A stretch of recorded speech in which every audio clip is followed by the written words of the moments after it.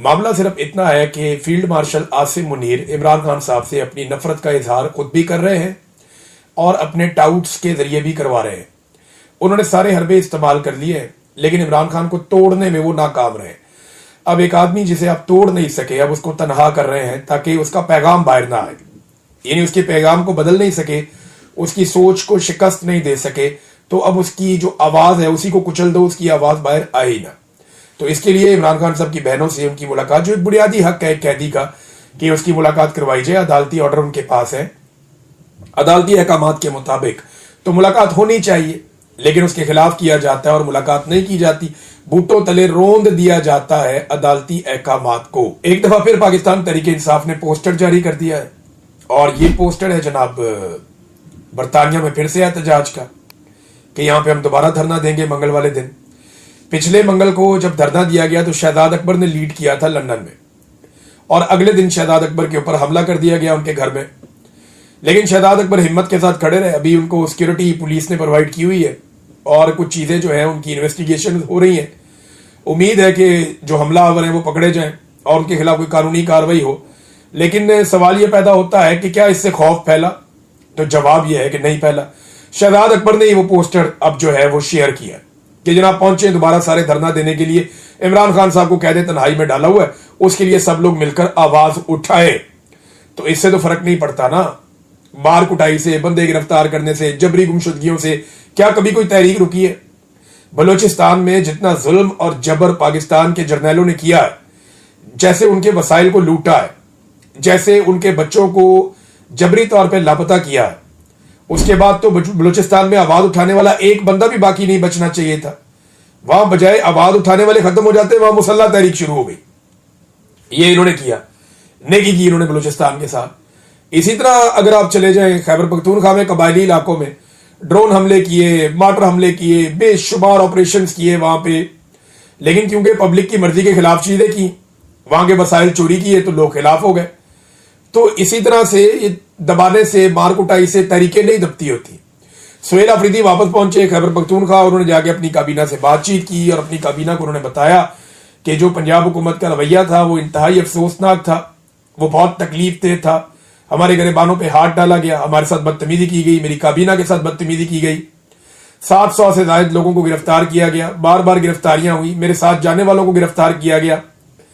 तो उन्होंने लाइटें बंद कर दी गई, खाना खाने के लिए जहां जाना था वहां पे लाइटें बंद कर दी गई, हर तरफ पुलिस ने रुकावटें खड़ी की थी। तो ये सारी बातें सुहेल अफरीदी ने ना सिर्फ अपनी काबीना के सामने रखी, बल्कि मरियम नवाज को एक खत भी लिखा है। ये इंतहाई जमहूरी तरीकाकार है। मरियम नवाज गो के एक जाली वजीर आला है फॉर्म 47 के ऊपर, लेकिन इसके बावजूद सुहेल अफरीदी ने रिकॉर्ड की दुरुस्तगी के लिए मरियम नवाज को खत लिखा ताकि तमाम चीजें कागजी कार्रवाई के जरिए से रिकॉर्ड के ऊपर मौजूद रहे कि एक वजीर आला को दूसरे वजीर आला ने जो सलूक किया गया उसके सूबे में, उसके हवाले से खत लिखा। उन्होंने लिखा कि मेरे दौरे के दौरान जिस अंदाज में मामला को डील किया गया वो कोताही नहीं बल्कि जानबूझकर किया गया। जो हुआ वो इंतजामी खामी थी, ना ही हादसाती, बल्कि आईनी ओहदा और बैनुस्सवाई इज्जत को खराब किया गया। उन्होंने कहा कि मैंने 4 करोड़ लोगों के नुमाइंदे की हैसियत से लाहौर का दौरा किया। जो कुछ भी मेरे साथ हुआ वो किसी भी तौर पर एक अवामी नुमाइंदे के शायन शान नहीं था। मार्केटें और अवामी मुकामात को बंद करके लाहौर के शहरियों को तकलीफ दी गई। मोटरवे रेस्ट एरिया तक बंद रखा गया। सोशल मीडिया पे मेरे खिलाफ मुहिम चलाई गई। मनशियात स्मगलिंग तक से जोड़ा गया और ये पंजाब हुकूमत की जेर निगरानी हुआ। ऐसे रवैये और अंदाज से मेरी शख्सियत को तबाह करने की कोशिश की गई जिसे किसी भी तौर नजरअंदाज नहीं किया जा सकता। इंतजामी तौर पर ऐसे हरबे इस्तेमाल किए गए जिनका मकसद तज़हीक करना था। उन्होंने कहा ऐसे तरीकों से रियासती यूनिट्स में हमआहंगी को खत्म करने की कोशिश की गई। मैं खत के जरिए इस अंदाज और तौर तरीकों पर भरपूर एहतजाज करता हूं। तवक्को रखता हूं कि इनका अजाला करते हुए मुस्तकबिल में इनसे इज्तनाब बरता जाएगा। खत को मुस्तकबिल में किसी भी किस्म की आईनी, कानूनी और बैनुस्सवाई कार्रवाई के लिए रिकॉर्ड पर रखा जाए। ये उन्होंने कहा जी कि इसको खत को आप रिकॉर्ड के ऊपर रख लें ताकि आइंदा सनद रहे और बवक्ते जरूरत काम आए। ये जो कुछ भी आपने गंद मारा पंजाब में, तो सुहेल अफरीदी ने वो लिखकर बता दिया। नाज़रीन, मुज़ाकरात के हवाले से अपोजिशन की एक हिकमत अमली सामने आई है अपोजिशन ने सबसे पहले तो यह सवाल उठाया कि अगर हुकूमत मुज़ाकरात करना चाहती है तो सबसे पहले हुकूमत ये शो करे कि उनके पास इख्तियार है, यानी हुकूमत को अपना इख्तियार साबित करना पड़ेगा कि हुकूमत के पास इख्तियार कितना है। मुलाकात भी इमरान खान से नहीं करवा पाते, जो कहते हैं वो कर नहीं पाते, तो इनके जब बस में नहीं है कुछ भी करना तो फिर ये मुज़ाकरात कैसे कर सकते हैं? इनका मैंडेट कितना है, ये कितनी बात कर सकते हैं और कितनी बात पूरी कर सकते हैं?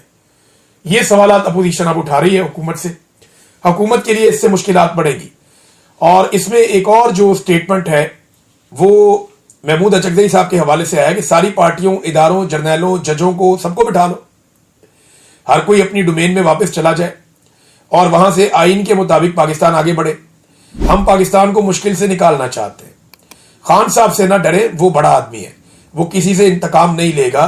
ये अल्लामा राजा नासिर अब्बास साहब ने भी कहा, यही बात जो है महमूद अचकज़ई साहब ने भी कही और उन्होंने बड़ा क्लियर मौक़िफ़ दिया। और पाकिस्तान तहरीक इंसाफ ने कैटेगोरिकली कहा कि जी मुज़ाकरात का इनको इख्तियार दिया हुआ है इमरान खान साहब ने, तो ये मुज़ाकरात कर लें।